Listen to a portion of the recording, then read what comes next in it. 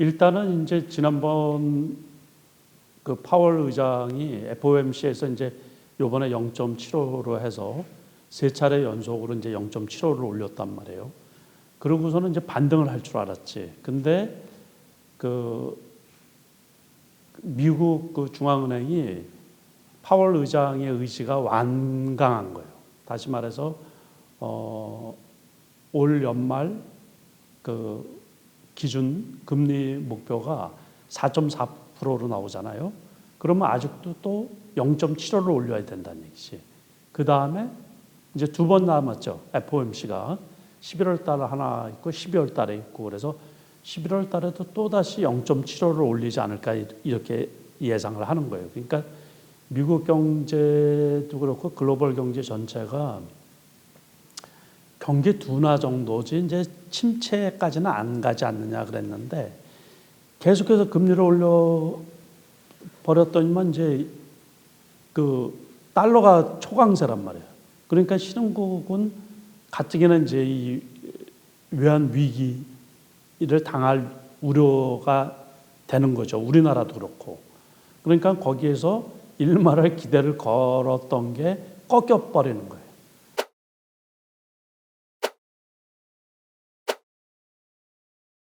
투매식으로 참고 견뎠다가 투매식으로 이제 이게 급락세로, 폭락세로 나타나는 거죠. 그리고 당분간이라는 게 주식시장에서는 되게 고통스러운 거잖아요. 이게 제가 보기에는 최소한 그 근본적으로 인플레이션이 초인플레이션이 이렇게 나타나는 것도 우크라이나 전쟁 때문이란 말이에요.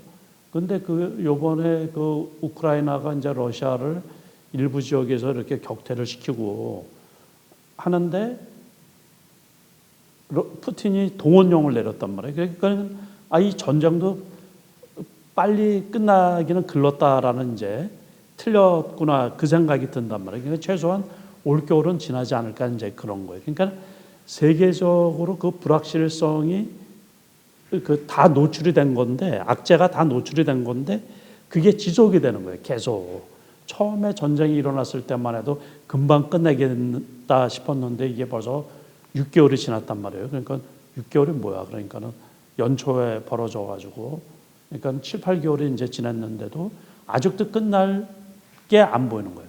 금리 인상도 역시 마찬가지로 그거로 해서 유발된 게 아직도 ING라고요. 그러니까는, 그런데 이제 희망 섞인 거는 내년에 미국 표준 그 이제 금리의 중간값이 4.6%로 나왔잖아요. 그러니까는 내년에는 그러면 내리지는 않더라도 올리지는 않겠다 그런 얘기죠. 그러니까는 다시 말해서 올 연말까지니까는, 그러면 이제 그 기업들 그 지표가 나올 거 아니에요. 실적들이.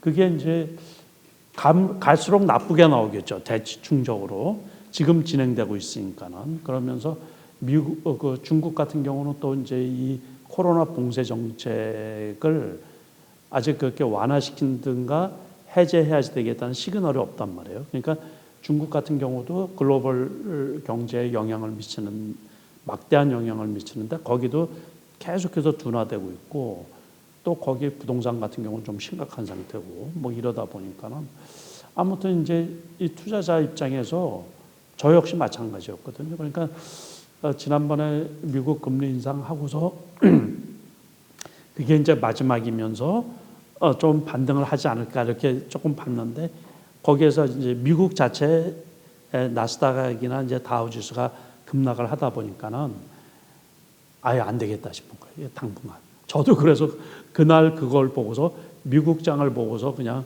갖고 있던 거, 그나마 갖고 있던 것도 다 팔아버렸거든요. 실망 매물하고 투매하고 반대 매매하고 뭐 이런 게 다 같이 나오지 않나. 또 거기에다가 이제 공매도 물량 뭐 이런 것들도 같이 어우러져서 오늘 거의 폭락세를 나타냈는데, 그렇다고 해가지고서 어떤 지지선의 의미가 없죠. 지금 이게 보니까는 2300이 지지선일 줄 알았는데 여지없이 깨져버리고, 오늘 같은 데는 뭐 하방이 뻥 뚫려 있기 때문에 어디까지 떨어질지 가늠하기가 좀 어렵죠.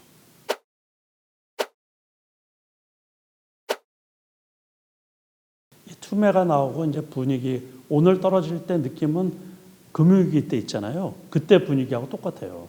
그 지수 떨어지는 게 그때도 보통 이제 시작이 돼서 추석 때 우리 추석 때 시작이 돼가지고 4개월 가까이 떨어졌거든요. 12월 2008년도 이제 9월 초순에 그때는 추석에 그 초순에 있었는데 추석날 연휴 때 이제 리먼 사태가 터진 거잖아요. 그러면서 이제 장이 열리는 월요일 날에 그 당시는 이제 상하한선이 15%였어요. 그래가지고 거의 대부분 매물들이 13%, 12%로 시작이 됐거든요. 그렇지만 이제 초장의 한가까지는 안 갔죠. 그 상태가 어떻게 심각한 상태인지를 모르기 때문에 그 다음에 이제 떨어지기 시작을 한 거예요. 그 다음에 계속 뭐 떨어져 하루 정도 이틀 정도 또 반등했다가 또 떨어지고 또 떨어지고 그게 3개월에 걸쳐서 그래서 12월 달까지 그렇게 떨어졌는데 요번에는 이제 지수 떨어진 게 작년부터 떨어진 거잖아요. 아직은 이제 전저점은 안 깬 거예요. 다우는 종가 기준으로 해서 전저점이 됐는데 나스닥하고 S&P 500은 아직 전저점은 안 깼는데 오늘 제가 보기에 내일 새벽에 끝나는 장에서는 전저점을 깨지 않을까 싶은 생각이 드는 거예요. 그러니까는 아직 지금 오늘 폭락을 했지만 반등의 기미가 없는 거예요. 이게 시간적으로 지금 말씀드린 것처럼 아직 반등하려고 그러면 그래도 한두 달 연말까지는 그렇다고 무조건 떨어지지는 않겠죠. 거기에서 의미 있는 반등은 안 나오고 제가 보기에 너무 떨어지다 보면 이제 반발 매수도 들어오고 그래서 조금 또 했다가 또 이렇게 하면서 바닥 다지기라고 아주 진바닥이라고 확인할 수 있는 어떤 뭐가 없어요. 그리고 그 아시다시피 이제 코스닥 같은 경우는 폭락세죠. 폭락이라 이게 700포인트 밑으로 떨어진 게 그 코로나 팬데믹일 때 그때 떨어지고서 지금 또 다시 900, 700 밑으로 끝이 났거든요. 종가. 거기 같은 경우도 그때는 이제 코스피 같은 경우는 1500 밑에까지 떨어졌으니까 거기까지 떨어지면 진짜 큰일이죠. 원래는 시나리오대로 한다 그러면 2300 지난번에 거기가 이제 바닥이 돼가지고 거기서 반등을 해서 지지고서 반등을 하면 거기가 진짜 바닥이구나 했는데 전매 바닥을 깨고 내려가니까는 거기에서 낙폭이 아주 크게 나타난 거죠. 그래서 지금은 당분간은 바닥 다지기도 아니고 바닥을 가늠할 수도 없고 그러니까 위기 중에 위기죠. 네. 7월 초부터 줄곧 얘기한 게 이제 비중을 줄이라 그 얘기를 그 각 채널에서 제가 인터뷰할 때마다 계속 얘기를 했던 거고 심지어 작년에 10월, 11월 달까지는 올해 2월 달까지 초심자들은 뭐 주식을 아예 하지를 말라고 제가 계속 말씀을 드렸거든요.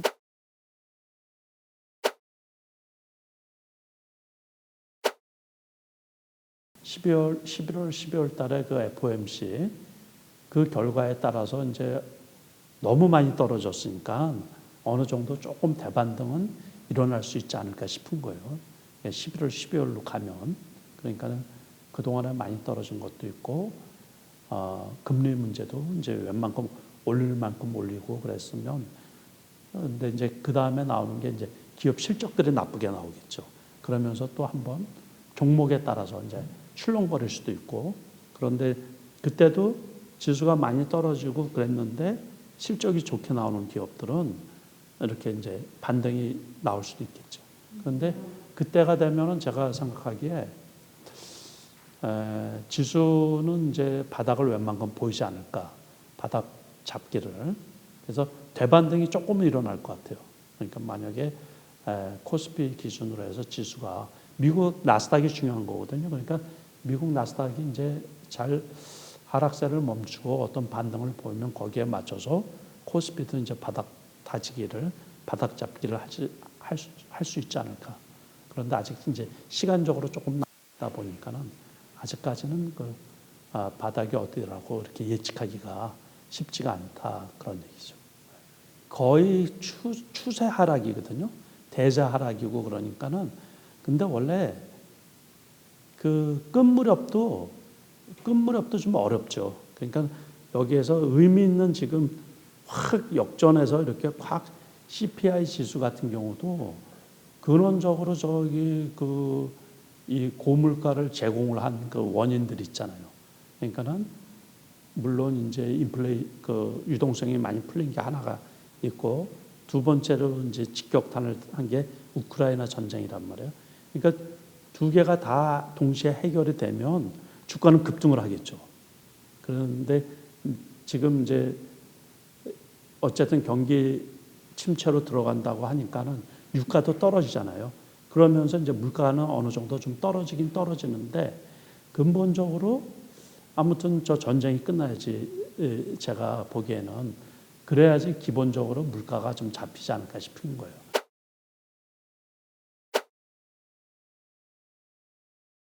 이제 이게 우리가 주식 격언 중에 그게 있잖아요. 떨어지는 칼날은 잡지 말라고. 그러니까 지금은 이게 바닥인지 뭐 어딘지 모르기 때문에 섣불리 지금 많이 떨어졌다고 해서 들어가기가 애매한 포지션이거든요. 그러니까는 이제 중장기 투자하시는 분들도 거의 지금은 투자자들은 다 물려 있는 거예요. 거의 제가 생각하기에 거의 80% 90%는 다 물려 있는 거고 뭘 들어가기는 지금 들어갈 돈도 없는데. 그러니까는 만약에 이제 신규 진입하시는 분들은 타이밍을 잘 살펴서 그러니까 우리가 투자하는데 기본적인 원칙이라는 게 있어요. 그게 뭐냐면 조금 덜 먹더라도 수익이 덜 나더라도 확인을 하고서 들어가자. 그게 제 투자 원칙이거든요.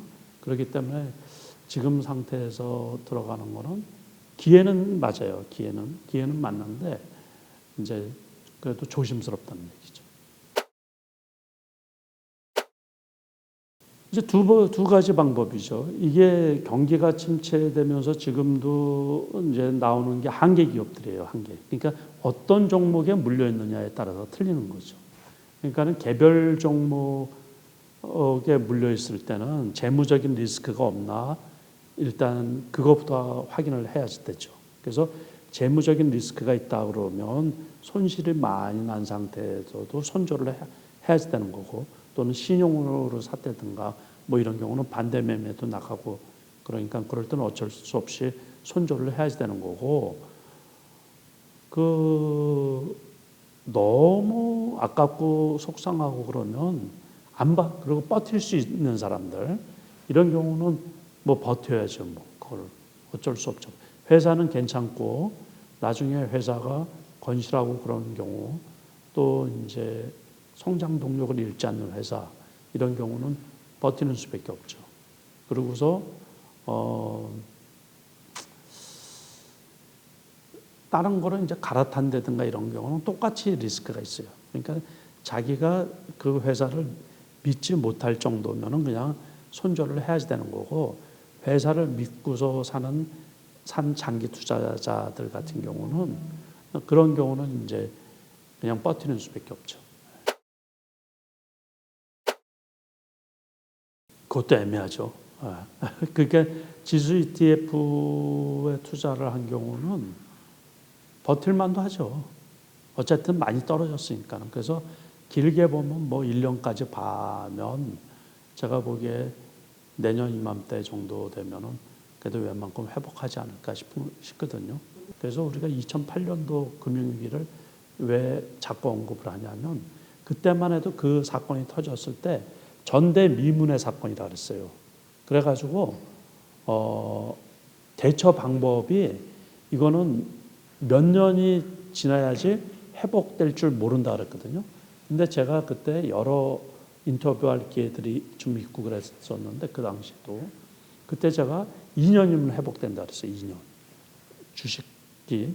근데 실질적으로 2년 되니까는 회복이 다 됐어요. 그러니까 코스피 지수가 그때 2100 뭐 이 정도에서 출발을 해서 떨어졌는데 그게 900포인트까지 갔다가 2009년도 그 가을에 10월 11월 달에 1800포인트까지 회복이 됐거든요. 1700까지 이렇게 회복이 되고 결국에 2년 뒤에는 이제 1년 뒤에 이제 그 정도 회복이 된 거죠. 그러고서 2년 뒤에는 결국에 이제 제가 2,000포인트 이상 올라갔었거든요. 2010년도죠. 2010년도. 그렇기 때문에 이번에도 이제 혹시 경기 침체가 오더라도 제가 보기에는 짧게 오지 않을까. 만약에 전쟁이 종료가 그 휴전이라든지 어떤 식으로든 이렇게 되면 그리고 코로나가 지금은 다 이렇게 이제 그 종식되는 그 과정이잖아요. 중국 같은 데는 아직도 이제 그 코로나 제로 정책을 쓰고 있지만 전 세계적으로 이런 상태이기 때문에 코로나도 내년에는 이제 종식되는 거로 이렇게 지금 언급이 되고 있잖아요. 그래서 경제 활동이 재개가 되고 그러면 경기 침체도 금방 회복이 되지 않을까 싶은 거예요. 1년도 안 가지 않을까 싶은 거예요. 사람들이 돈이 있으면 계속 투자를 하고 싶어 하잖아요. 그런데 쉬는 것도 그리고 버는 거를 지키는 거가 상당히 중요한 거거든요. 그러니까 돈이 있다고 해가지고 지금은 요즘에 은행 금리가 어떻게 돼요? 3.5% 이상 주거든요. 근데 주식해가지고 장 나쁜데 3.5% 수익 안 날 때도 되게 많아요. 투자자들이 자신이 없는 장이 열릴 때도 있어요. 그럴 때는 쉬는 게 최고예요. 대응이 안 되면. 저 같은 경우는 제 개인적으로 실전 투자 대회에서 저만큼 그 수상한 사람도 우리나라에서 많지 않거든요. 저보다 많이 받은 사람이 한두 명인 거로 제가 알고 있는데 그래도 그 개별 주장이라고 해서 항상 수익이 나는 게 아니에요. 그래서 이런 방법도 써보고 저런 방법도 써보는데 그게 안 먹힐 때가 있어요. 그러면 쉬는 게 최고예요.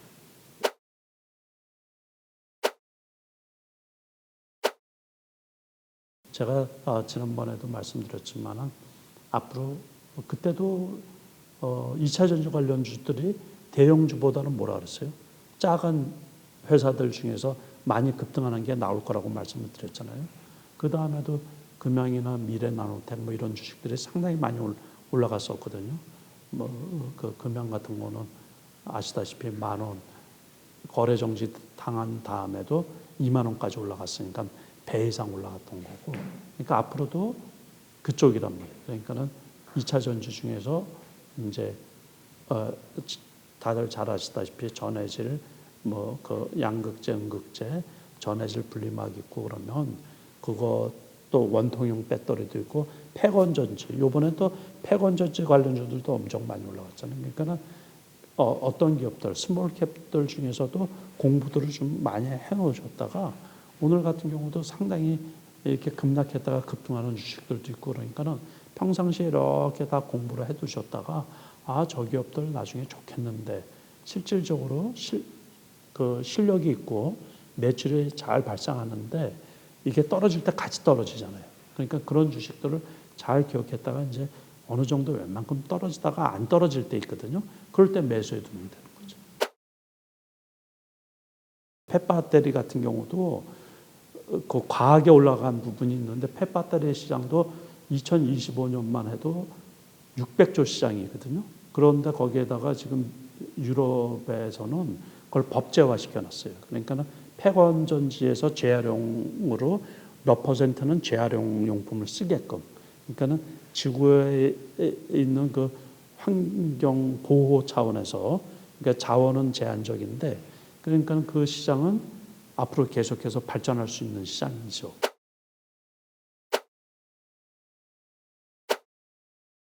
참 안타까워요. 그러니까 네이버, 카카오 전부 다가 이제 기술적으로 보면 헤드앤숄더예요. 그러니까 다시 말해서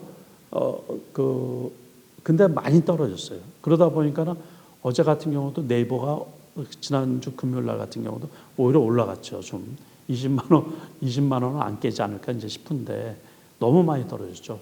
그 46만 원 정도 하다가 그러니까 고점 대비 그 반토막 이상 떨어진 거고 그래도 원체 좋은 회사니까는 그렇다고 해서 들어가라는 얘기는 아니에요. 너나 할 것 없이 다 한정된 돈밖에 없잖아요. 일반 투자가들 입장에서. 그러면 떨어질 때는 다 같이 떨어지면서 올라갈 때는 시대가 바뀌면서 이제 그거를 안 찾는단 말이에요. 주식은 누군가 좋다고 해서 사는 사람들이 있어야지 올라가죠. 그게 기관하고 외국인하고 개인 투자가가 다 같이 사면 급등을 하는 거예요. 폭등을 하는 거예요. 그런데 한쪽에서 사고 한쪽에서 팔고 그러면 혼조죠, 혼조. 그리고 모두 다 팔아버리면 폭락을 하는 거고. 아주 단순한 거예요.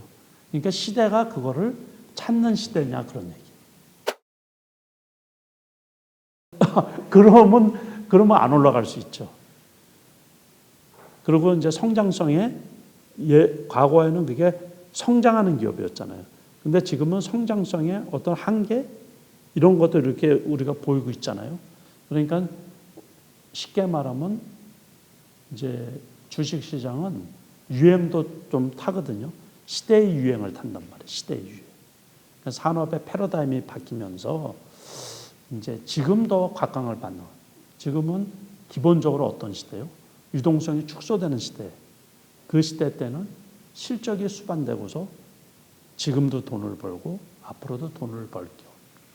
그러고서 이제 성장성이 우리나라 경제 자체에 성장성이 둔화되고 있다라는 것을 우리가 여러 군데서 보고 있잖아요.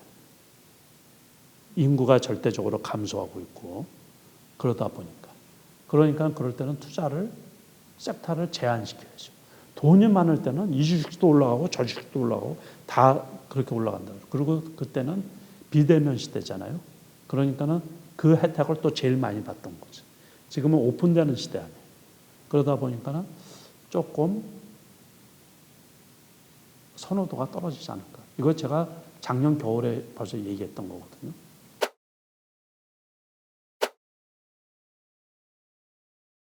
대형주는 제가 거의 지금 갖고 있는 게 없어요. 저는 원래 팔으면은 무조건 팔아요. 아무리 좋은 대형주라도 저는 가치 투자자가 아니거든요. 그러니까 그냥 그 시대에 맞춰가지고 제가 보고서 그렇게 투자를 해왔거든요. 수십 년 동안. 그래서 우리나라에서는 그 미국식 장기 투자가 쉽지 않다라는 게 제 그 소신이기 때문에 수십 년 동안 이렇게 지켜보니까 우리나라는 삼성전자 외에 그렇게 장기 투자해가지고 성공한 기업들이 지금 이제 최근에 이제 2차 전지 LG화학이나 삼성 SDI 같은 게 이제 올라온 게 불과 3년 전이에요. 2차 전지 쪽에 이제 스몰 캡들 지금 많이 있어요. 그런 정보들.